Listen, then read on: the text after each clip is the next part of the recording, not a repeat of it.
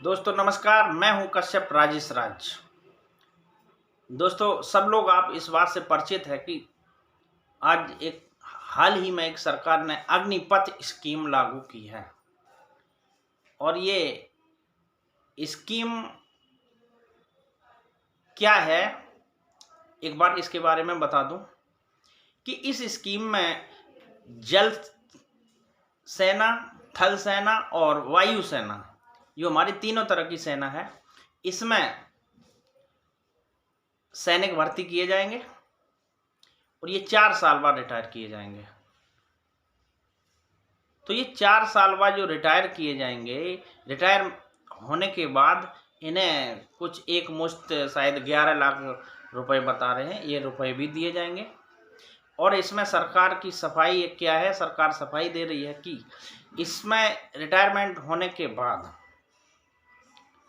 एक और बात है इसमें कि ये बताया कि 75% तो जो अग्निवीर हैं, इनको अग्निवीर कहा जाएगा। अग्निवीर सैनिक जो होंगे वो 75% तो घर भेज दिए जाएंगे और 25% जो सबसे योग्य होंगे, बहुत ही ज़्यादा दक्ष होंगे, उनको सेना में आगे सेवा के लिए मौका जारी रहेगा, अर्थात वो आगे भी सेना में बने रहेंगे। 75% जो है घर वापस आ जाएंगे और उन्हें बताया कि 11 लाख रुपए भी दिए जाएंगे जिससे वो कहीं अपना रोजगार कर सकें।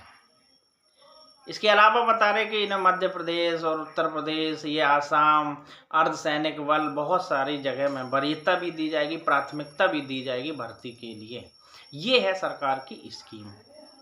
हमारे युवाओं को, हमारे देश को ये स्कीम अच्छी नहीं लग रही है। क्यों नहीं अच्छी लग रही है? अच्छी ना लगने का जो एक कारण है, जो मैं समझ पा रहा हूँ, जो युवाओं के समझ में आ रहा है, वो ये है कि एक तो पहली बात, इंटर पास किया लड़का, इंटर पास करने के बाद उसने मेहनत करना शुरू कर दिया, भर्ती की तैयारी करना शुरू कर दिया और 17 से 21 वर्ष इसकी आयु है। 17 से 21 वर्ष तक ये योग्य माना जाएगा भर्ती के लिए, तो ये भर्ती हो जाएगा। मान लीजिए ये भर्ती हो गया और फिर वो 4 साल बाद रिटायर हो जाएगा, तो उसमें युवाओं का मानना ये है कि अगर कोई युवा 21 साल की उम्र में मान लीजिए भर्ती हो पाता और वो 4 साल बाद रिटायर होके घर आ जाता, तो माना ये जाएगा कि 25 साल की उम्र में वो घर आकर बैठ जाएगा, बेरोजगार हो जाएगा, नया रोजगार ढूंढना पड़ेगा, नया धंधा करना पड़ेगा या नई भर्ती के लिए देखना पड़ेगा, नई भर्ती के लिए अपनी तैयारी करनी पड़ेगी।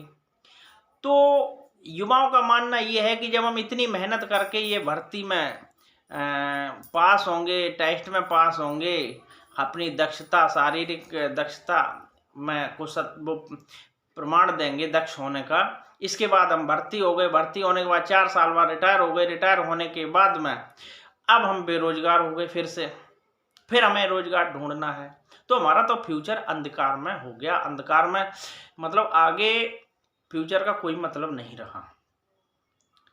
अब युवा जो है, आप ही सोचिए कि जो 4 ही साल के लिए भर्ती होना है, तो वो फिर इस सेना की तरफ क्यों जाएगा? जब सेना की तरफ ये युवा नहीं जाएंगे तो फिर देश की सेवा कौन करेगा? अगर सारे युवाओं में ये आ गया कि हमें सेना में भर्ती नहीं होना है क्योंकि 4 साल के लिए भर्ती हम नहीं होंगे, हम अपना कोई दूसरा काम ढूंढ लेंगे, तो सेना की जो हमारी सैन्य क्षमता है ये जरूर प्रभावित होगी। हमारे देश के राजनेताओं को, जो सत्ताधारी है, उन नेताओं को ये सोचना चाहिए कि जब हमारे युवाओं में विरोध है तो हम ऐसा काम क्यों करें, अरे इन्हें रिटायर क्यों करें। कुछ नेता तो ये कहते हैं कि इससे हमारा जो सैन्य बल है वो और भी ज़्यादा मजबूत होगा। आपका मानना है कि पहले मजबूत नहीं था, ये 4 साल बाद रिटायर आप करके और ज़्यादा मजबूत कर लेंगे, दूसरे युवाओं को भर्ती करके आप मजबूत कर लेंगे। क्या हमारे देश का सैनिक कमजोर है? हमारे देश का सैनिक 35 साल की उम्र तक नौकरी करता है। मतलब इसमें 20 साल की उम्र तक नौकरी करने का प्रावधान था। पहले 15 साल में रिटायरमेंट ले सकता था, अपनी ऐच्छिक रिटायरमेंट ले सकता था। क्या तब नहीं वो देश की सेवा करता था? क्या तब नहीं मरने मिटने को तैयार रहता था? क्या तब अपनी दक्षता या उसकी दक्षता कम होगी क्या? आज भी सेना पर देश पर जब आपत्ति आती है तो पुराने सैनिकों को ही बुलाया जाता है, तब उन्हें योग्य मान लिया जाता है। जब उनकी रोजी रोटी की बात आती है तो उन्हें 4 साल बाद रिटायरमेंट करके घर भेज दिया जाएगा, वो दूसरा रोजगार ढूंढे। अगर देश में आपत्ति आए तो फिर उसे बुला लिया जाएगा, क्योंकि वो तो तैयार है। और दोस्तों, सेना में वही जाता है, देश में जो भर्ती होते हैं उनमें एक राष्ट्र प्रेम की भावना बहुत ही प्रबल है। इसको हम नहीं नकार सकते हैं। विशेष सम्मान देने योग्य ये सैनिकों की जो भी वीरता है, इसको हमें विशेष सम्मान देना चाहिए। अरे किसी नेता का लड़का थोड़ी जाता है सेना में, ये सारे किसानों के बेटे जाते हैं, सारे गरीबों के बेटे जाते हैं और देश की आन बान शान पर मर मिटने के लिए हमेशा तैयार रहते हैं। आज सरकार उन्हीं को 4 साल बाद रिटायर करके घर भेजने का एक षड्यंत्र रच रही है। युवाओं में इसके लिए एक रोष व्याप्त है, विरोध व्याप्त है।